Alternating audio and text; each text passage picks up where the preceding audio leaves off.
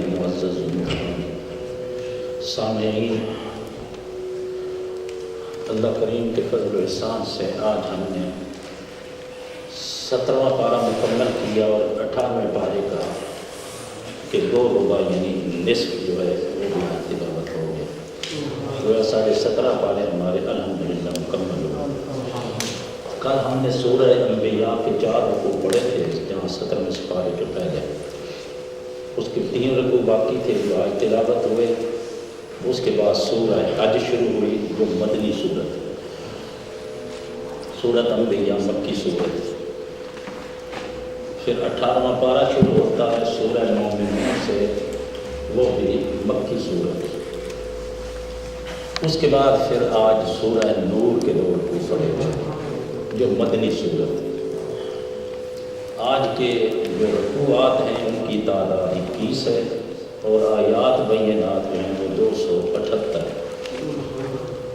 جہاں سے آج منظر شروع ہوئی حضور سیدنا جد الانبیاء حضرت ابراہیم خلیل اللہ کا تذکرہ شروع ہوتا ہے۔ کل ہم نے بڑی تفصیل سے یاجوج و ماجوج اور آپ کے دور میں حضور سیدنا امام مہدی علیہ السلام، حضرت عیسیٰ علیہ السلام، وہ واقعہ ہم نے بڑی تفصیل سے کل بیان کیا۔ آج ہم انشاءاللہ العزیز کوشش کریں گے کہ حضور سیدنا ابراہیم خلیل اللہ کے بچپن اور جوانی، جس کے متعلق آپ نے شروع میں پیچھے سن لیا تھا کہ آپ کی پیدائش غار میں ہوئی، اور پھر جب آپ جوان ہونے پہ آئے، غار سے باہر نکلے، چاند دیکھا، ستارہ دیکھا، سورج دیکھا، ہر ایک سے آپ نے فرمایا میں نے اپنا رخ موڑ دیا ہے، میں فقط انی وجہت وجہی للذی فطر السماوات والارض حنیفا وما انا من المشرکین۔ جو ہم بھی جب نیت نماز کی کرتے ہیں تو اس آیت کریمہ کو پڑھتے ہیں کہ میں ہر برائی سے، ہر نج سے، ہر پلیتی سے، ہر غیر سے اپنی کام میں لن توجہ ہٹا کے فقط اس مولا کریم کی طرف کر لی ہے جو زمین و آسمان کا پیدا فرمانے والا ہے، میں مشرکوں میں سے نہیں ہوں۔ ہوا یہ کہ آپ کے والد گرامی تو بچپن میں ہی وصال فرما گئے تھے، اور اس کے بعد آپ اپنے چچا کے گھر پرورش پا رہے تھے جس کا نام آزر تھا۔ آزر بت گھر تھا، بت گھڑتا بناتا، اور اس کے بنائے ہوئے بتوں کی مانگ تھی بازار میں۔ اپنے بھتیجے ابراہیم علیہ السلام کو بت بنا کے دیتا اور کہتا کہ بیٹا جاؤ اس کو بازار میں بیچ آؤ۔ حضرت ابراہیم علیہ السلام جب باہر نکلتے، بت کے پاؤں سے رسہ ڈال دیتے اور اس کو کھینچ کے لے جاتے اور آواز لگاتے من یشتری ما لا ینفع ولا یضر، کون ہے وہ چیز خریدنے والا جو نہ اسے نفع دے نہ نقصان دے۔ یعنی تبلیغ کا طریقہ یہ آپ نے اپنایا، اور جا کر کے جہاں کہیں کوئی پانی کہیں آئے، کوئی تالاب ملے، کوئی گندا پانی ملے، پکڑ کے اس کا منہ اس میں ڈال دے کہ اشرب، میں نے تجھے خوب کھینچا ہے، تکلیف دی ہے، پانی پی ہے، پیاس لگی ہوئی ہے۔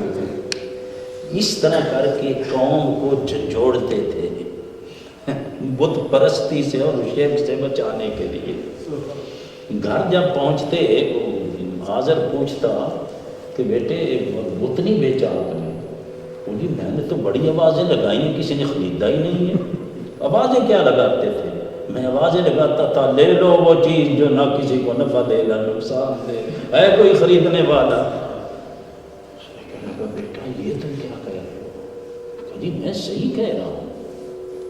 لما تعبد ما لا يسمع ولا يغني عنك شيئا، جو چیز نہ تجھے نفع دے نہ نقصان دے اور نہ تیرے اوپر آئی ہوئی کوئی مصیبت ٹال سکے، ایسے کی کیوں تو پوجا کر رہا ہے۔ اب گھر کے اندر تبلیغ کا سلسلہ شروع ہو چکا ہے۔ یا ابت انی قد جاءنی من العلم ما لم یا ابت انی قد جاءنی من العلم ما لم یعلم، اے میرے چچا، میرے پاس اللہ کریم نے وہ مجھے علم دیا ہے جو تیرے پاس نہیں ہے۔ فَاتَّبِعْنِي أَهْدِكَ صِرَاطًا سَوِيًّا، آپ میری تابع داری کر، میرے پیچھے پیچھے چل، تجھے سیدھے راستے پہ لے چلوں۔ یا ابت لا تعبد الشیطان، وہ میرے چچا ہے بت کی کیوں بتوں کی پوجا کرتا ہے؟ وہ شیطان کی یہ تو پوجا ہے۔ بڑے جب چچے نے دیکھا کہ یہ بھتیجا میرا تو بالکل یہ بتوں کے بالکل ہی اپوزٹ، اور یہ تو عجیب عجیب باتیں کر رہا ہے۔ اب یہ کہتے ہیں دیکھو یہاں ایک نفسیاتی چیز ہے، بیٹا ہے یعنی بھتیجا ہے، چچے کو باپ باپ کر کے بلا رہے، میرے باپ میرے باپ میرے باپ، اور آگے سے چچے نے کیا رد عمل اس کا کیا؟ قال اراغب انت عن آلہتی یا ابراہیم، اس نے یہ بھی نہیں کہا میرے بیٹا، نام سیدھا لیا ابراہیم۔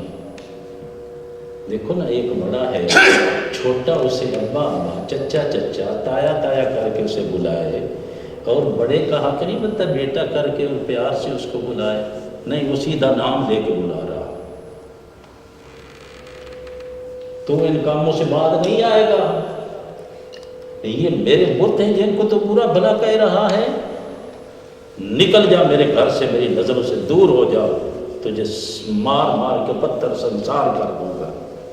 لئن لم تنتہی لأرجمنک واہجرنی ملیا، نکل جا میری نگاہوں سے دور ہو جا، میرے گھر سے نکل جا۔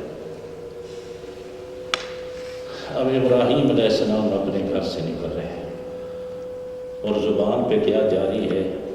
سأستغفر لک ربی انہ کان بی حفیہ، او میرے چچا، او میرے ابا، میں تیرے لیے اپنے اللہ کریم سے دعا کروں گا، وہ میرے اوپر بڑا ہی مہربان ہے، میں تیرے لیے اللہ کے حضور دعا کروں گا کہ اللہ تجھے ہدایت دے، تیری مغفرت کرے۔ یہ جو مغفرت کی دعا مشرک کے لیے، کافر کے لیے ہے، اس کا آپ نے وعدہ فرمایا، لیکن رب کریم نے منع فرما دیا کہ خواہ آپ کا کوئی قریبی سے قریبی رشتہ دار بھی ہو مشرک، اس کے لیے مغفرت کی دعا نہ کرنا، تو منع کر دیا گیا۔ آپ گھر سے نکل آئے، لوگوں کو کھلم کھلا تبلیغ شروع کر دی۔ لوگ وہ کہتے ہیں جی ہمارا باپ دادا انہیں پوجتا چلا آیا ہے، آپ کون ہیں نئی بولی بولنے والے؟ قوم مل کے رہ رہی ہے، آپ قوم کے اندر توڑ رہے ہیں، قوم کو توڑ رہے ہیں، سارے مل کے اکٹھی قوم ساری رہ رہی ہے، آپ ایک نئی بولی بول کے قوم کے اندر فتنہ فساد برپا کرنا چاہتے ہیں۔ یہ تو انہیں بھی سننے پڑے۔ قوم کے جو وڈیرے تھے انہوں نے کہا کہ یار بات یہ ہے کہ یہ ابھی بچہ ہے، نوجوان ہے، اسے ہمارے بتوں کی قدر نہیں ہے، اسے پتہ نہیں ہے کہ ان کی کتنی بڑی شانیں ہیں، اس کو کل اپنا جو میلہ آ رہا ہے نا، وہ تہوار ہمارا کلچر ڈے آ رہا ہے، اس پہ اس کو لے چلتے ہیں۔ ہمارے شاعر جو ہیں نا، وہ شاعر دیکھے کس طرح بتوں کی پوجا کے بارے، بتوں کی تعریفوں میں کس طرح قصیدے پڑھیں گے، اس بچے کو پتہ چلے گا کہ ہمارے بتوں کی کیا شان ہے۔ دن آ گیا ان کا عید کا، وہ کلچر کا، وہ میلے کا دن، اس پہ میلے پہ قوم جب جانے لگی تو حضرت ابراہیم خلیل اللہ نے فرمایا کہ بھائی میری طبیعت ٹھیک نہیں ہے، میرے دل میں بھی ایک روگ ہے، میں تمہارے میلے پہ جا نہیں سکوں گا۔ وہ چلے گئے۔ ان کے دل میں کیا یہی روگ تھا کہ یہ قوم بتوں کی پجاری ایک وحدہ لا شریف کو بھول چکی ہے، تصور ہی ختم ہو گئے ہیں ظالموں کے اندر۔ آپ نے بسولہ لیا، گنتی اٹھائی، وہ تو سارے میلے پہ جا چکے تھے، اور جاتے ہوئے کوئی مٹھائیاں شٹھائیاں، کوئی شرینی شرونی لا کے بت خانے میں انہوں نے بتوں کے آگے رکھی، وہ جب واپس آئیں گے تو تبرک بن چکا ہوگا، اٹھا کے لے جائیں گے گھروں کو۔ ان کی جو سیٹنگ تھی بت خانے کی، اس سیٹنگ کے اندر جو سب سے بڑا بت تھا وہ درمیان میں تھا، اور اس کے ساتھ ترتیب کے ساتھ اس سے چھوٹا، اس سے چھوٹا، اس سے چھوٹا، اس طرح ترتیب کے ساتھ انہوں نے بت جو ہے ان کی سیٹنگ کی ہوئی تھی، ان کو رکھا ہوا تھا۔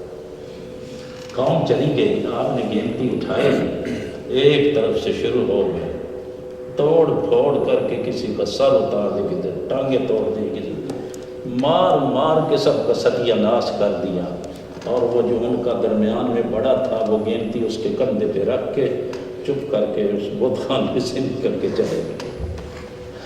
قوم شام کو جب واپس آئی، انہوں نے اب وہ لے کے مٹھائی، وہ تبرک، وہ اپنی طرف سے تو تبرک مناتے تھے نا۔ اب افسوس اس چیز کا ہے کہ یہ بتوں والی آیتیں ہم اٹھا کے اولیاء پر چسپاں کر دیتے ہیں۔ یہی حضرت سیدنا عبداللہ ابن عمر رضی اللہ تعالی عنہ نے فرمایا تھا کہ خارجیوں کی بڑی علامت یہ ہوگی کہ جو آیتیں بتوں کے بارے ہیں ان کو اٹھا کر کے مومن پر چسپاں کر دیتے ہیں۔ لہذا ہر چیز کو اپنے اپنے مقام پہ لینا چاہیے۔ خیر ہوا یہ کہ جب انہوں نے یہ حشر دیکھا اپنے بت خانے کا، وَتَاللَّهِ لَأَكِيدَنَّ صَنَامَكُمْ بَعْدَ أَن تُوَلُّوا مُدْبِرِينَ، آپ نے قسم اٹھا کے یہ بات کی تھی جب تم پیٹھ پھیر کے میرے پہ چلے جاؤ گے نا، بعد میں ان سے میں نبڑ لوں گا تمہارے بتوں سے۔ فَجَعَلَهُمْ جُذَاذًا إِلَّا كَبِيرًا لَهُمْ لَعَلَّهُمْ يَرْجِعُونَ، باقی تو سارے توڑ پھوڑ دیے، بڑے کو نہ چھیڑا، تاکہ جب یہ واپس آئے نا، اگر کوئی ذرا بھر بھی ان کے اندر تمیز ہے، کوئی عقل ہے، کوئی شعور ہے، تو یہ سوچیں گے نا، کوئی تو بات ان کے ذہن میں آئے گی بھی باقی سارے کوئی توڑ پھوڑ گیا، یہ بڑے کو کچھ نہیں کہا گیا۔ شاید اسی کو طیش آ گیا ہو کہ میرے ہوتے ہوئے دوسروں کو بھی سامنے سجدے کیے جائیں اور ان کی پوجا کی جائے، چھوٹوں کی بھی اور میری بھی پوجا کی جائے، شاید اسے غیرت آ گئی، اس لیے توڑ دیے ہو۔ اب ابراہیم علیہ السلام یہی ہٹ کرنا چاہتے تھے، ان کے دماغوں پر تھوڑا مارنے چاہتے تھے۔ ظالموں، اپنے ہاتھوں سے بنائے ہوئے پتھر کے صنم تم نے بھگوان بنا کے ان کو بت خانے میں سجا رکھا ہے، کچھ تو شرم کرو، کو حیا کرو، کچھ تو سوچو، تمہاری عقل کہاں ہے؟ اب جب شام کو وہ قوم آئی، انہوں نے وہ حشر دیکھا، وہ تو شور بپا ہو گیا، کون ہے؟ پکڑو پکڑو، کون کیا کر گیا؟ وہ جو جنہوں نے وہ سنا تھا نا، بوڑھے جو ٹھیڑے جو تھے جنہوں نے سنا تھا کہ ایک جوان ہے، یقال لہو ابراہیم، اسے ابراہیم کہا جاتا ہے، ہو نہ ہو یہ کام اسی کا، پکڑو جی۔ تلاش جاری ہو گئی حضرت سیدنا ابراہیم خلیل اللہ، اور دن کو حضرت ابراہیم علیہ السلام کو پولیس لگائی گئی، جاسوسی کی گئی، ابراہیم علیہ السلام کو پکڑ لیا گیا، پکڑ کے نمرود کے دربار میں کھڑا کر دیا۔ ہائے ساری دنیا تماشائی ہے، قربان جائیں مولا، تو کیسے کیسے اپنے مقرب بندوں کے دل بنا دیتا ہے، اعصاب اتنے مضبوط کر دیتا ہے، ان کی ول پاور کتنی زبردست کر دیتا ہے۔ بڑے جہان میں ایک تیرا خلیل ہے، باقی سارا جہان کفر سے بھرا ہوا ہے، اور سارا بادشاہ نمرود ہے، اس کے سامنے ایک تیرا خلیل، اس کو کھڑا کیا گیا ہے۔ پوچھتے ہیں یہ تو نے کیا ہے؟ آپ نے فرمایا قال کبیرہم ھذا فاسألوہم ان کانوا ینطقون، یہ مجھ سے جو پوچھ رہے ہو یہ تو نے کیا، اسی بڑے سے پوچھ لو کا، یہ جو جس کے کندھے پہ وہ بسوزہ و گنتی رکھی ہوئی ہے، اگر یہ بولتے ہیں تو انہی سے پوچھ لو، بھی تمہارا یہ حشر کر کون گیا ہے؟ تم جو کہتے ہو یہ ہمارے خدا ہیں، تو خداؤں کو اتنا بھی نہیں پتہ چلا کہ ہمارا حشر یہ کون کر گیا ہے؟ کون نے جب یہ سنا نا کہ بھئی یہ کہہ رہا ہے کہ ان کانوا ینطقون، اگر یہ بولتے ہیں نا تو انہی سے پوچھ لو بھی تمہیں توڑ پھوڑ تمہارا یہ حشر کس نے کیا ہے، مجھ سے کس لیے پوچھ رہے ہو؟ انہیں تم خدا سمجھتے ہو، ان کی پوجا کرتے ہو، تو اتنا بھی نہیں ہے کہ یہ بتا سکیں کہ ہمیں توڑ کون گیا، مار کون گیا ہے؟ اچھے خدا ہیں جن کو کوئی مار گیا، توڑ پھوڑ گیا، یہ بھی عجیب خدا ہے۔ اب قوم سوچ میں پڑ گئے. فرجعوا الى انفسهم فقالوا انکم انتم الظالمون. ایک لمحے کے لیے بات ان کی عقل میں آ گئی، لیکن وہ الٹے دماغ تھے نا. ثم نکسوا علی رؤوسہم، قرآن مجید بھی یہی فرماتا ہے ان کے دماغ چونکہ الٹے تھے. ایک لمحے کے لیے ہٹ جب ہوئی، کوئی شعور کھلا، حقیقت کوئی سامنے آئی، لیکن الٹے دماغ تھے اس وجہ پھر گئے. لقد علمت ما هؤلاء ينطقون. اے ابراہیم یہ تو بھی جانتا ہے کہ یہ بولتے نہیں ہیں. ہائے ہائے، اب اگلا بار سنے حضرت ابراہیم. یہ قرآن مجاز کی ہم نظر میں یہ پہلا ہی رکوع چل رہا ہے. سبحان اللہ. افتعبدون من دون اللہ ما لا ينفعكم شيئا ولا يضركم اف لكم ولما تعبدون من دون اللہ. تو ہے تمہارے دماغوں پر. وہ ظالموں پھر ایسوں کو پوجتے کیوں ہو جو نہ تمہیں نفع دیتے ہیں نہ نقصان دیتے ہیں، کسی کام کے نہیں ہو. اف لکم، افسوس ہے تمہارے دماغوں پر. اب جواب ان کے پاس ہے کوئی نہیں. اب وہ کریں تو کیا کریں؟ انہوں نے کہا قالوا حرقوه وانصروا آلهتكم ان كنتم فاعلین. ارے یار کچھ کرنا چاہتے ہو نا، ان اپنے خداؤں کی مدد کرو، اور مدد اس طرح کرو کہ اس آدمی کو پکڑ کے نا آگ میں ڈال دو. ایسے خدا کی ان کے ہیں جن کی خود ان کو مدد کرنی پڑ رہی ہے.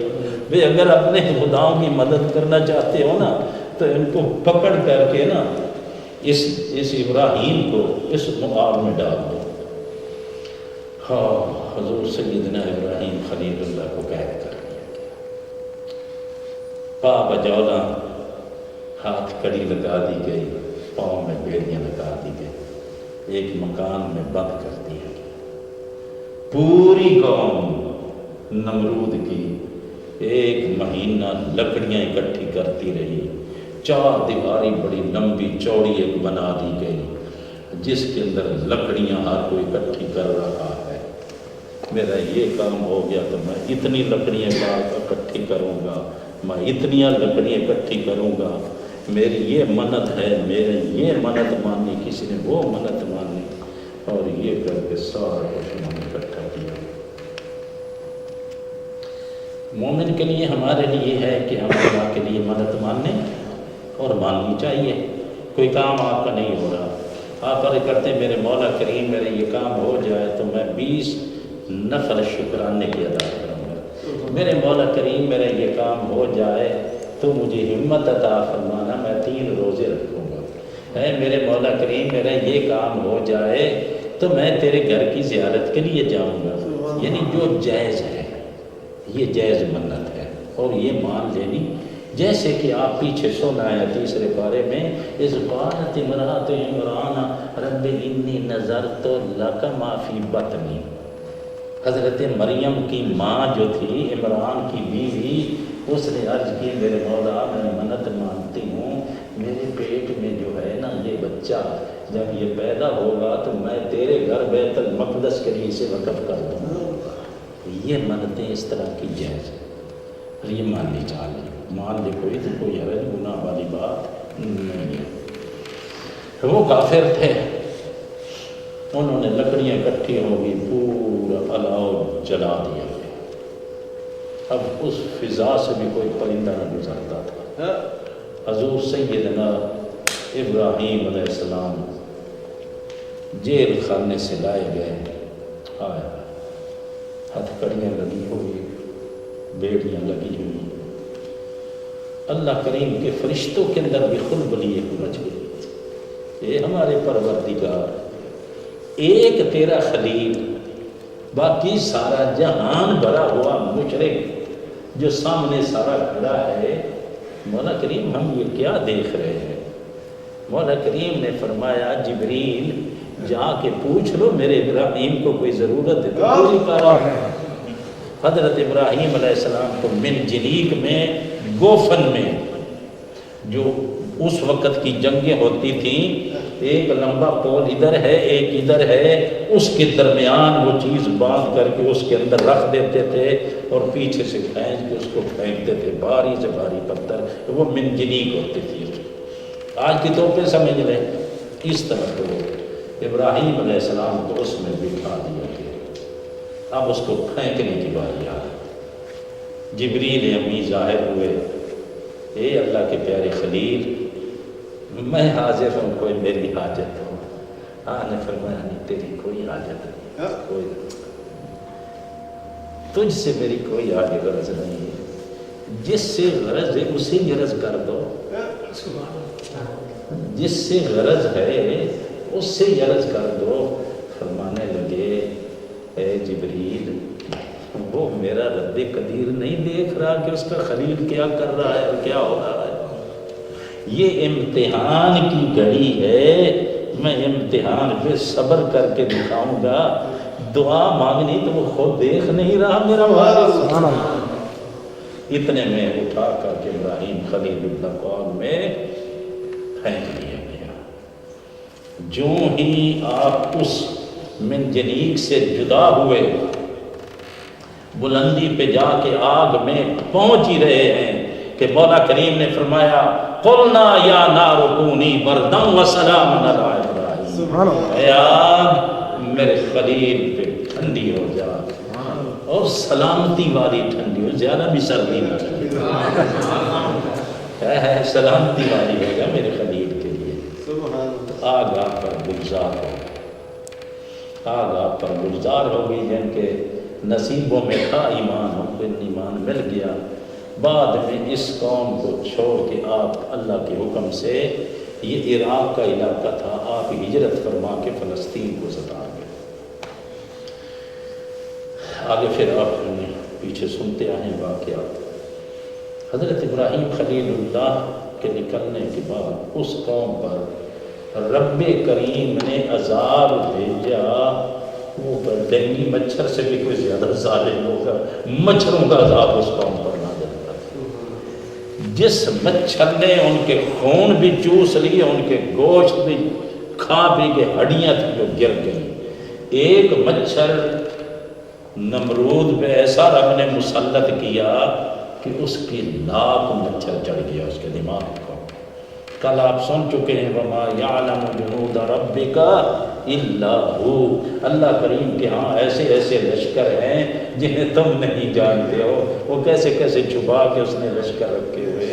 ایک مچھر ناک میں جو چڑھا، اس نے جا کے سونڈ مچھر نے لگائی دماغ پہ، دماغ کو پکڑ لیا اور کوئی آدمی نہ ملے، اپنا ہی جوتا اٹھا کے اپنے ہی سر پہ مار رہا ہے۔ جب تک وہ اپنا جوتا اپنے سر پہ مار رہا ہے، مچھر اندر رکا رہتا ہے، سونڈ پیچھے کر لیتا ہے۔ جو ہی اپنا چھیتر پیچھے کرتا ہے پھر سونڈ لگا دیتا ہے، پھر اسے سکون نہیں آتا، بے چین ہو جاتا ہے، اپنا پھر بھی اس نے جوتا اٹھا کے پھر اپنے ہی سر پیٹ پیٹ کے اسی طرح پٹک پٹک کے اللہ تعالیٰ نے اس سزا سے اس کو بھی تباہ و برباد کر دیا۔ آگے چلتے ہیں، اب دوسرا رکوع شروع ہوتا ہے۔ حضور سیدنا نوح علیہ السلام کا واقعہ آتا ہے، داؤد علیہ السلام، سلیمان علیہ السلام، یہ انشاءاللہ آگے بھی آئیں گے تو آگے پھر ان کو بیان کروں گا۔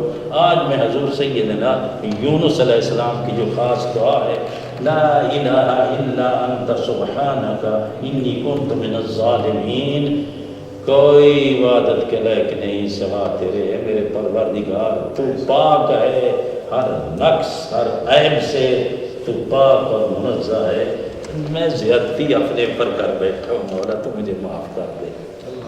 یہ وہ دعا ہے کہ ہر آدمی کو جب کبھی تکلیف دکھ کوئی آئے اس کو گرد کیا کرے، اللہ تعالیٰ اس تکلیف کو دفع کر دیتا ہے۔ یہ ایسی دعا ہے، لا الہ الا انت سبحانک انی کنت من الظالمین۔ عرف عام میں ہم اسے آیت کریمہ بھی بولتے ہیں، آیت کریمہ کو کہتا ہے یہ آیت کریمہ۔ واقعہ یہ ہے کہ حضور سیدنا یونس علیہ السلام، یہ موصل، آج یہ نارتھ عراق کا علاقہ ہے، موصل، موصل شہر ہے، یہ اصل علاقہ ہے نینوا کا، پرانا نام اس کا نینوا ہے۔ یہاں اللہ تعالیٰ نے پیغمبر بھیجے جو حضرت یونس بن متا، حضرت یونس علیہ السلام کو بھیجا۔ یہ لاکھ سے اوپر قوم تھی۔ حضرت یونس علیہ السلام نے ان کو تبلیغ کی، ان کے اندر رہے، بڑے اخلاق سے، بڑے پیار سے، بڑی محبت سے ان لوگوں کو سمجھاتے سمجھاتے سمجھاتے زمانہ بیت گیا۔ اب یہاں ایک بڑی پیاری پتے کی بات ہے، بڑے آرام اور ٹھنڈے دل سے یہ چیزیں سننے والی ہوتی ہیں۔ اللہ کریم کے مقرب بندے جو ہوتے ہیں، اللہ کریم ان کی پیار بھری گرفت کرتا ہے۔ جیسے ماں اپنے بچے کو پیار سے سینے سے دبا لیتی ہے، اللہ کریم ان کو وہ پیار بھری ایسی کر کے گرفت کر لیتا ہے، ہمیں سبق سکھانے کے لیے۔ دیکھو یہ تو معصوم ہے، میرا پیغمبر ہے، یہ معصوم ہے، یہ گناہ کر ہی نہیں سکتا، پھر بھی دیکھو ایک لمحے کے لیے میرے مشورے کے بغیر اس نے یہ اتنا سا کام کیا۔ دیکھو میں نے کس طرح پکڑ اس کی کر لی، اور پیار بھری پکڑ، سزا نہیں ہے، یہ پیار ہے۔ ہوا یہ کہ حضرت یونس علیہ السلام کی جو قوم تھی، جب وہ نہ مانی، آپ نے رب کریم کے مشورے کے بغیر وہاں سے ہجرت کر لی۔ بھائی ٹھیک ہے، اللہ تعالیٰ کا عذاب آ جائے گا تمہارے اوپر، تم نہیں مانتے ہو، نہ مانو، میں یہ جا رہا ہوں۔ حضرت یونس علیہ السلام اپنی بیوی، 2 بچے تھے، ان کو لے کر کے موصل سے نینوا سے نکل گئے۔ دور جا کے ڈیرا لگایا، 1 دن بیتا، 2 دن بیتے، تیسرا دن بیتا، ایک بادل سیاہ رنگ کا اس قوم کے اوپر جو ایک طرف سے نمودار ہوا۔ اللہ کریم فرماتے ہیں کہ میرا جب عذاب کسی قوم پر نمودار ہو جائے یا کسی بندے پر، آخر میں فرشتے اور عزرائیل اور وہ منظر آخرت کا اس کی آنکھوں کے سامنے آ جائے، اب کی توبہ قبول نہیں ہے۔ جس طرح آپ نے کل سنا کہ مغرب سے جب سورج طلوع کرے گا اس کے توبہ کا دروازہ بند ہو جائے گا۔ جب عذاب کسی قوم پر آ چکا ہو پھر وہ عذاب نہیں رکے گا، اس وقت کی توبہ قبول نہیں ہے۔ لیکن قرآن بیان کرتا الا قوم یونس، صرف ایک یونس علیہ السلام کی قوم تھی، عذاب ابھی عام نہیں تھا، ایک طرف سے بس ایسے نمودار ہوا تھا۔ قوم نے رب کے حضور سر سجدے میں رکھ دیا، گڑ گڑا کے رو رو کے سب نے معافی مانگی اللہ تعالیٰ سے، اللہ تعالیٰ نے عذاب ڈال دیا۔ اے مولا کریم، ہم تیری وحدانیت کا اقرار کرتے ہیں، تیرے پیغمبر حضرت یونس علیہ السلام پر ایمان لاتے ہیں، کاش کہ یونس ہمیں مل جائے، ہم یونس کے قدم بھی چومیں، ہم یونس کے قدم چومیں اگر وہ پیغمبر آ جائے۔ لیکن آپ جا چکے تھے، قوم نے توبہ کر لی، پکی سچی ایمان لائی، اور اس قوم کے اوپر عذاب ٹل گیا۔ یونس علیہ السلام وہاں سے جب دیکھا ایک طرف سے بادل نمودار ہوتا، آپ وہاں سے کوچ کر کے چلتے چلتے جا رہے ہیں، راستے میں ایک جگہ بادشاہ ایک شکار پہ نکلا ہوا تھا، اس کی کچھ 7 باڈی گارڈ بھی تھے۔ یونس علیہ السلام دیکھا کہ ایک آدمی جا رہا ہے، 2 بچے ہیں، اس کے ساتھ ایک خاتون ہے، اس نے آرڈر کر دیا کہ خاتون کو پکڑ لیا جائے۔ حضرت یونس علیہ السلام کی اہلیہ محترمہ زوجہ مطہرہ کو ان ظالموں نے پکڑ لیا، بیوی جدا ہو گئی، 2 بچے تھے، بچے لے کے چل پڑے۔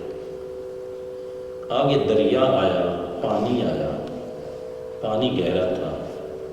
اب دونوں بچوں کو اٹھائیں تو کس طرح اٹھائیں؟ ایک بچے کو کنارے پہ بٹھا دیا، بیٹا تم یہاں بیٹھو، میں آپ کے بھائی کو اس کنارے چھوڑ آتا ہوں، پھر آپ کو آ کے لوں گا۔ ایک بچے کو کندھے پہ اٹھا لیا، ایک کو کنارے پہ بٹھا دیا، چلتے جا رہے ہیں، چلتے جا رہے ہیں۔ جب پانی کے درمیان سمندر میں پہنچے تو پیچھے سے بچے کے رونے کی آواز آئی، پچھلے بچے کی۔ جو پچھلا بچہ رویا انہوں نے جو یکدم اس طرح مڑے، اس بچے کو شیر اٹھا کے لے جا رہا ہے، یہ بچہ کندھے سے گرا، یہ دریا کی نظر ہو گیا، لہر آئی اس کو بہا کے لے گئی، وہ بچہ شیر لے گیا، یہ بچہ دریا لے گیا، ایک دم رہ گئی حضرت یونس علیہ السلام اکیلے۔ اب یہ کس طرح امتحان لیا جا رہا ہے؟ صرف رب کریم کے حکم کا انتظار نہ کیا، قوم کو یہ تو کہہ دیا کہ عذاب آ رہا ہے 3 دن ہے صرف، لیکن اس میں اپنے رب کریم سے یہ مشورہ نہ کر سکے۔ اتنی بات کہ رب کریم نے پکڑ لیا اور یہ کچھ دیکھنا پڑا آپ کو۔ آگے آپ چلتے ہیں، چلتے چلتے سیریا اور یہ انطاکیہ اور یہ علاقے جو ہیں، یہ سمندر، بحر روم، بحر فارس، ان علاقوں میں آپ کشتی پہ سوار ہیں، کشتی جا رہی ہے، کشتی ڈاواڈول ہو گئی۔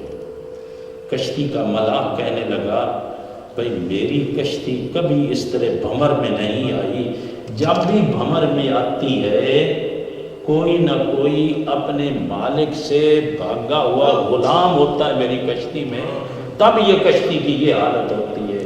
میں واسطہ دیتا ہوں اس آدمی کو جو اپنے مالک سے بھاگ کے آیا ہے، رحم کرے ساری کشتی پر ورنہ ساری کشتی ڈوب جائے گی۔ حضرت یونس علیہ السلام سمجھ آئے، آپ نے فرمایا بھی اپنے مالک سے تو نہیں، آپ سمندر میں تشریف لے گئے۔ جو ہی سمندر میں چھلانگ لگائی کشتی برقرار ہو گئی، کشتی اپنے کنارے جا لگی۔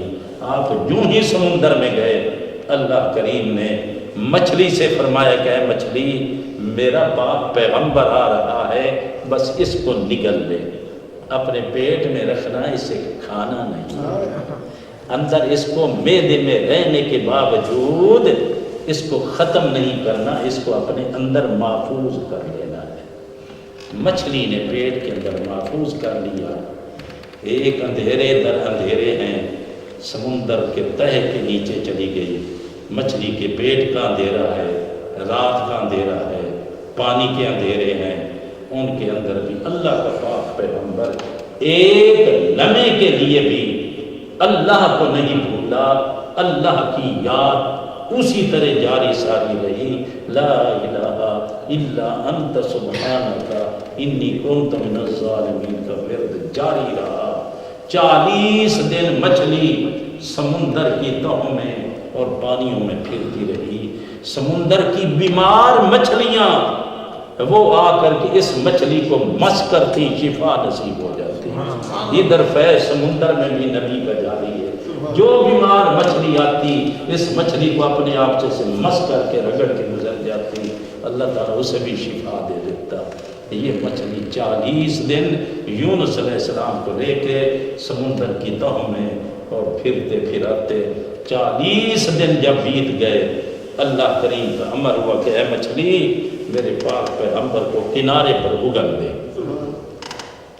مچھی کنارے کے قریب آ کے اس نے اگل دیا، یونس علیہ السلام سمندر کے کنارے پڑے ہیں۔ اب 40 دن جو کہ مچھلی کے پیٹ میں رہے تھے، اب یہ بھی کتنا عظیم معجزہ ہے، اللہ کی کتنی بڑی قدرت ہے، شان ہے کہ 40 دن رہے مچھلی سمندر میں اور آپ مچھلی کے پیٹ میں تہ در تہ کے اندر رہیں اور اسی طرح زندہ رہیں۔ یہ کتنا عظیم معجزہ ہے، کتنی بڑی قدرت ہے اللہ تعالیٰ کی۔ جب آپ باہر تشریف لائے تو تفسیر میں یہ آتا ہے کہ ظاہری طور پہ، جسمانی طور پہ جسم مبارک جو تھا یہ ذرا پل گیا، نرم ہو گیا، زیادہ نرم ہو گیا۔ اب اس پر کوئی اگر مکھی بیٹھ جائے یا کوئی ایسی چیز بیٹھ جائے تو وہ برداشت ہی نہیں ہو سکتی، اتنی یعنی وہ نرم جلد ہو چکی تھی۔ رب کریم فرماتا ہے کہ پھر میں نے کدو کی بیل اگا دی، کدو کی بیل نے، ان پتوں نے میرے بندے کو اپنے سائے میں دے دیا، اور اس پر مچھر مکھی وغیرہ کدو کی بیل پہ کم آتا ہے۔ یہ ایک بڑا خاص یہ چیز ہے کیونکہ اللہ کے پیارے حبیب صلی اللہ علیہ وسلم نے سبزیوں میں کدو کو زیادہ پسند کیا. کدو بڑی اچھی سبزی ہے، کدو شریف لوگ بولتے ہیں، کدو کی سبزی بڑی عظیم سبزی ہے، اللہ کے پیارے حبیب کی سنت ہے یہ کھانا. خیر،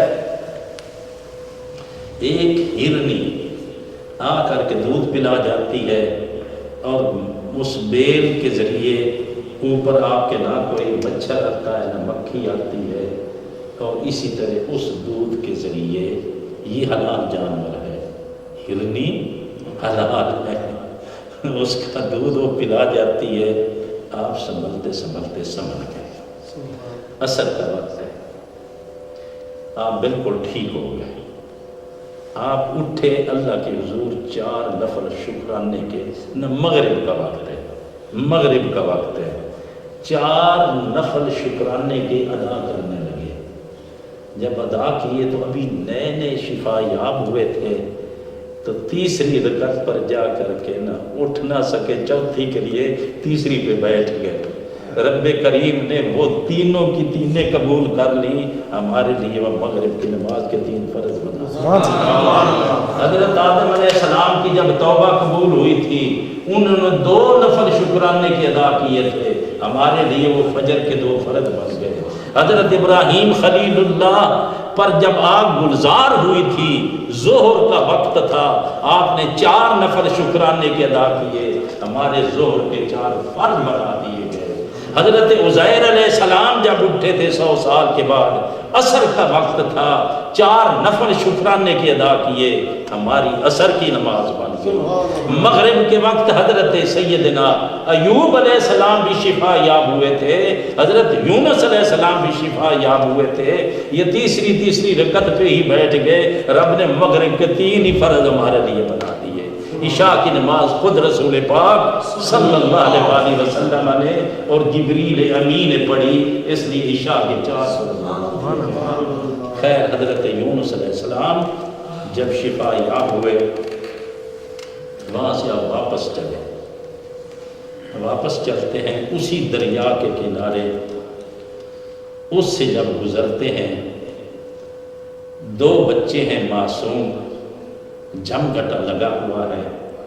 ہر آنے والی کشتی، ہر آنے والے مسافر کو لوگ آ کر کے یہ پیغام دیتے بھی، اللہ کے بندے آپ مسافر ہیں، یہاں 2 بچے ہیں، خدا جانے کس کے بچے ہیں شہزادے کوئی، اگر آپ ان کو آ کے دیکھ لیں ایک نظر.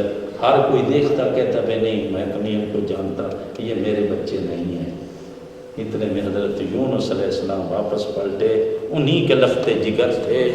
ایک کو دھوبی کپڑے دھو رہا تھا دریا کے کنارے، دریاؤں کی لہروں نے اس دھوبی کے سامنے جا بچہ رکھ دیا، انہوں نے اٹھا کے بچے کو سنبھال لیا، وہ اس طرح زندہ رہا. اور پچھلا بچہ جس کو شیر اٹھا کے لے گیا تھا، شکاری آگے اس کو ملے، شکاریوں نے دیکھا کہ بچہ اس نے منہ میں شیر میں لیا ہوا ہے، شکاری پیچھے لگے، شیر بچے کو آرام سے نیچے بٹھا کے شیر بھی بھاگ گیا.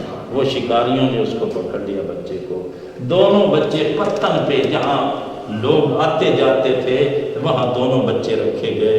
حضور سیدنا یونس علیہ السلام واپسی ان بچوں اپنوں کو لے کر کے سینے لگا کے واپس چل پڑے. واپس چلتے ہیں، اس جنگل سے گزرے جہاں بادشاہ شکار کر رہا تھا. ایک خیمہ لگا ہوا ہے اور سپاہی کھڑے ہیں راستے میں. انہوں نے یونس علیہ السلام کو پکڑ لیا، کہنے لگے کہ اے اللہ کے بندے، آپ مسافر ہیں؟ جی مسافر ہوں. یار ہمارے ایک مہمہ ہے، حل نہیں ہو رہا ہے، ایک خاتون ہے اس خیمے میں، اگر مہربانی کریں تو جا کے ایک نظر اس کو دیکھ لیں، آپ اگر جانتے ہوں تو ہمیں بتانا. حضرت یونس علیہ السلام جب واپس اس خیمے میں پہنچے، دیکھا تو آپ کی زوج مطالعہ بیٹھی. اللہ اکبر. ان کو اللہ تعالیٰ نے اس طرح ان ظالموں کے پنجے سے بچایا کہ بادشاہ نے بری نیت سے جب حضرت یونس علیہ السلام کی اہلیہ محترمہ کے کمرے میں یہ گئے، اس کو اسی وقت غش پڑا اور بے ہوش ہو کے گر پڑا. جب سنبھلا پھر اس نے اندر جانے کی کوشش کی، پھر غش کھا کے گر پڑا. کہنے لگا یہ تو کوئی جننی ہے، یہ بھیجا ہے، اس کو وہاں سے لے جاؤ جہاں سے اس کو پکڑا تھا، وہی خیمہ لگایا ہوا تھا، اور اپنی اہلیہ محترمہ کو لے کے یونس علیہ السلام واپس موصل کی طرف آ گئے۔ نعرہ تکبیر، اللہ اکبر، نعرہ رسالت، یا رسول اللہ۔ ڈیرا لگایا آپ نے، باہر کوئی ایک بکریاں چرا رہا تھا چرواہا، اس چرواہا سے پوچھا بھائی یہ جو ہے آگے شہر ہے، اس شہر والوں کا کیا حال ہے؟ دور ایک چرواہا ہے، اس سے پوچھ رہے ہیں بھائی یہ جو شہر آگے نینوا ہے، یہ موصل شہر ہے، اس کا کیا حال ہے، لوگوں کا کیا حال ہے، لوگ ہیں اس میں؟ انہوں نے کہا جی ہاں لوگ ہیں۔ ان کا کیا حال ہے؟ انہوں نے کہا جی ان کا حال بڑا عجیب حال ہے، ان کے اندر ایک پیغمبر تھا یونس علیہ السلام کے نام کا، وہ ان سے ناراض ہو گئے، وہاں سے ہجرت کر کے چلا گیا تھا، جب سے وہ چلا گیا ہے ان کو سوا یونس کے کوئی شے یاد نہیں ہے، ہر وقت یونس یونس کر رہے ہیں۔ اے مولا کریم ہمیں ہمارا پاک پیغمبر ملا دے، اے ہمارے رب کریم ہمیں اپنا یونس ملا دے، وہ تو روتے ہیں یونس کی یاد میں۔ تو آپ نے فرمایا پھر جا ان کو جا کے پیغام دے کہ یونس علیہ السلام آ گئے۔ جب پیغام ملا حضرت یونس علیہ السلام کے استقبال کے لیے پورا شہر مارے خوشی کے، سارا شہر سے باہر نکل آیا، اس میں خواتین کیا، بچے کیا، بوڑھے کیا، جوان کیا، ہر کوئی نکلا، یونس علیہ السلام کا جلوس بھی کروا گیا۔ یہ جلوس استقبال ہو رہا ہے حضرت یونس علیہ السلام کا۔ حضرت یونس علیہ السلام کو اس اعزاز کے ساتھ پھر قوم جو ہے آپ کے اپنے شہر میں لے کے آئے، آپ کا ادھر ہی وصال ہوا، ادھر ہی آپ کی قبر انور موصل شہر میں آج بھی زیارت گاہ ہے۔ اللہ تعالیٰ نصیب کرے، اللہ تعالیٰ نصیب کرے ماشاءاللہ۔ تو باقی سورہ حج ہے، سورہ حج کے اندر اللہ کریم کے پاک پیغمبر نے جب کعبۃ اللہ ابراہیم خلیل اللہ نے بنا لیا تو رب کریم نے فرمایا میرے خلیل اب لوگوں کو آواز دو کہ اللہ کا گھر بن گیا، اس کے حج کے لیے آؤ۔ عرض کی میرے مولا کریم یہاں تو کوئی آبادی بستی تو ہے نہیں، میں آواز کن کو دوں؟ اللہ کریم نے فرمایا میرے خلیل آواز چار دانگ عالم میں آواز تیری میں پھیلاؤں گا، اس طرح پھیلاؤں گا کہ تیری آواز صرف زندہ لوگ ہی نہیں، تیری آواز جو ماؤں کے رحموں میں ہے، جو باپوں کی پشتوں میں ہے، ساری روحیں قیامت تک جتنی آنے والی ہیں ان روحوں تک آواز میں پہنچاؤں گا۔ تو آواز دے کہ لوگو یا ایھا الناس، اللہ کا گھر جو ہے وہ بن چکا، آؤ اس کا حج آگے کرو۔ جس نے بھی جہاں جہاں لبیک کہا ہے، جتنی جتنی بار کہا ہے، وہ اللہ کے گھر کی اتنی بار زیارت کرے گا اور اللہ کے گھر کا حج کرے گا۔ یہ اس ازل کی آواز پہ لبیک جس نے خوش نصیب نے کہا ہے، وہ آسٹریلیا رہے یا پاکستان، وہ انڈیا رہے یا یورپ، وہ امریکہ رہے یا یو کے، جہاں جہاں سے جس کے نصیب میں ہے اللہ کے گھر کی زیارت کے لیے وہ پہنچ رہا ہے۔ اللہ تعالیٰ ہم سب کے نصیب میں کرے۔ پھر ایک بڑی پتے کی بات، دونوں چیزیں اکٹھی اللہ تعالیٰ نے ایک ہی جگہ بیان کی ہیں اسی رکوع کے اینڈ پر، جہاں سے بہت بڑا میں سمجھتا ہوں اتنا بڑا مغالطہ ہے ہم لوگوں کو، جس کو اس طرح اللہ تعالیٰ نے صاف کر دیا ہے۔ یہ مغالطے ہمارے اپنے من گڑت ہیں۔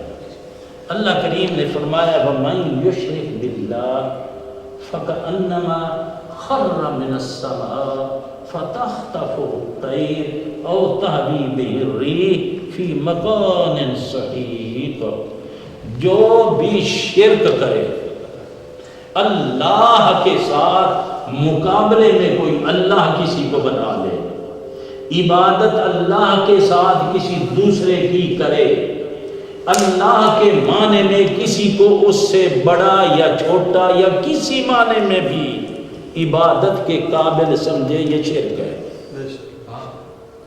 سنیں اس مسئلے کو، یہی سارا جھگڑا ہے آج، نہ سمجھنے کی بات ہے۔ جس کسی نے شرک کیا اس کی مثال اللہ کریم یہاں قرآن مجید میں یوں بیان فرماتا ہے، گویا وہ آدمی آسمان سے گر رہا ہے، آسمان سے گر رہا ہے اور ابھی زمین پہ نہیں آیا کہ راستے میں ہی پرندوں نے اسے اچک دیا ہے، نوچ کے کھا پی گیا، ختم کر دیا اسے۔ اس کی مثال اس مشرک کی ایسی ہے، یا تیز آندھی آئی، اس تیز آندھی نے اٹھا کے دنیا کے سب سے نچلے طبقے میں دور اکیلے پردیس میں جا دے مارا۔ یہ اس کی مثال اس طرح ہے۔ یہ تو ہے شرک۔ اب اس کے بالکل یہ آیت ختم ہوتے ہی ذالک، بات ایسے ہی ہے، جس نے شرک کیا گویا آسمان سے گرا کھجور میں اٹکا، وہ مثال جو ایک بنی ہوئی ہے، وہ گویا آسمان سے گرا، راستے میں ہی پرندوں نے یا اسے اچک کھایا یا اسے ہوا نے اٹھا کے دنیا کے سب سے نچلے طبقے میں دے مارا۔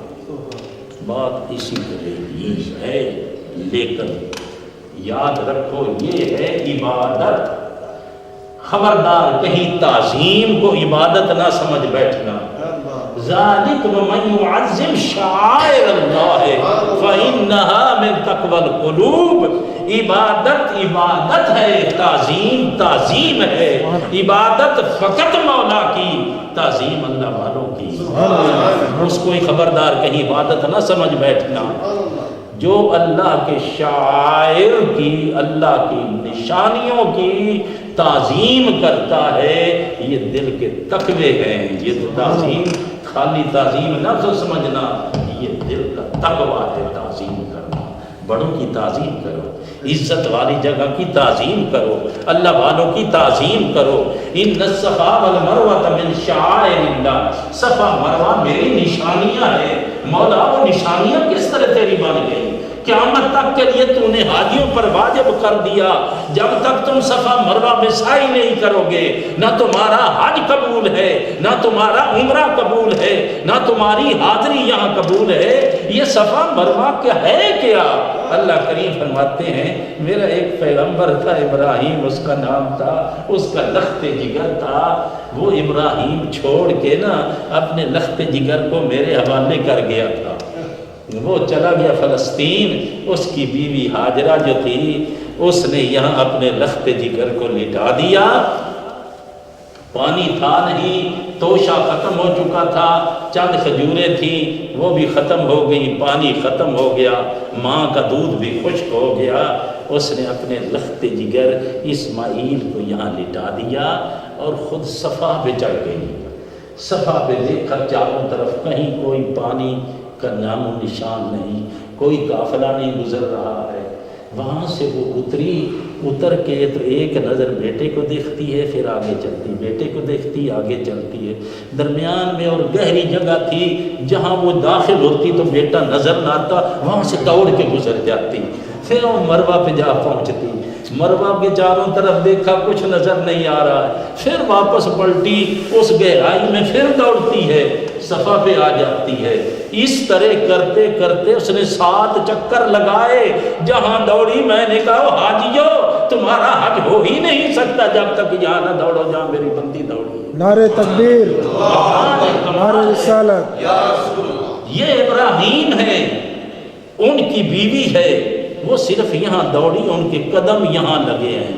ارے جو قدم لگے جس جگہ پہ زندگی میں ایک بار، وہ تو ہوگی رب کی نشانی، تو جس کے قدم ہے وہ رب کی نشانی نہیں ہے؟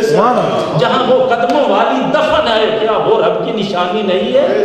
جہاں اللہ کے پاک پیغمبر کے شہزادے کے قدموں سے آب زمزم پیدا ہوا وہ اللہ کی نشانی نہیں ہے؟ یہ ساری اللہ کی نشانیاں ہیں، ان کی تعظیم کرو، عبادت نہ کرو، عبادت فقط مولا کی کرو۔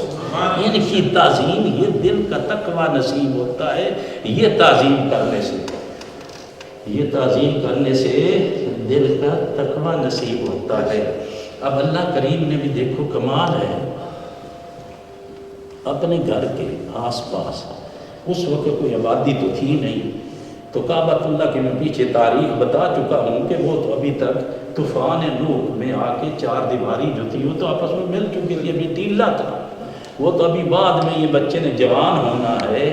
باپ ابراہیم خلیل اللہ نے اللہ کے امر سے یہاں تشریف لا کے اللہ کا گھر ابھی بنانا ہے نئے سرے سے، اس کی تجدید نو کرنی ہے۔ تو ابراہیم کا رخت جگر جو اسماعیل لیٹا ہوا ہے، جہاں وہ 7ویں چکر پہ مروہ پہ پہنچتی ہیں، پلٹ کے بیٹے کو دیکھتی ہیں تو پانی چمکتا ہے، وہاں سے پھر واپس پہنچتی ہیں، پانی چمک رہا ہے، اس پانی پہ آ کر کے کنکریاں اور مٹی اور ریت اس طرح زم رک جا اس کو اکٹھا کر رہی ہیں، نام زمزم رکھ دیا۔ رب نے اپنے گھر کے سامنے اپنا لنگر ایسا کھولا ہے قیامت تک پوری دنیا میں تقسیم ہو رہا ہے۔ آب زمزم کب سے 4000 سال بیت گئے، رب کا لنگر جاری و ساری ہے، اپنے دروازے پر اپنا لنگر کھول رہا ہے۔ یہ پانی بھی تو لنگر ہے نا، خالی روٹی لنگر نہیں، یہ لنگر ایسا ہے بھوک لگی ہو تو بھوک مٹا دیتا ہے، پیاس لگی تو پیاس مٹا دیتا ہے۔ یہ اللہ تعالیٰ کا لنگر ہے، ایک نبی کے قدموں سے اللہ تعالیٰ نے آب زمزم کو ظاہر کر دیا ہے۔ تو یہ چیزیں بڑے ٹھنڈے دل سے سوچنا، یقین جانو آج اسلام کا کنسیپٹ جو ہے نا ویسا بدلا کر دیا گیا ہے، کوئی سمجھ نہیں آتی سوا بدعت کے، سوا شرک کے، سوا مشرک بنانے کے کوئی اور کام ہی جیسے نہیں۔ ہر چیز کو اپنے اپنے مقام پہ رکھو۔ اللہ تعالی ہمیں ادب نصیب فرمائے، تقویٰ دلوں کا بھی نصیب فرمائے، عبادت فقط اپنی کی تو محرمات ہے نہیں اللہ حبیب خیر خلق کلہم یا رب بالمصطفیٰ بلغ مقاصدنا فاغفر لنا ما مضى یا واسع الکرم ثم الرضا عن ابی بکر وعن عمر وعن عثمان وعن علی ذی الکرم یا رب بالمصطفیٰ بلغ مقاصدنا ربنا آتنا فی الدنیا حسنہ وفي الآخرة حسنة وقنا عذاب النار رب اغفر وارحم وأنت خير الراحمين وصلى الله تعالى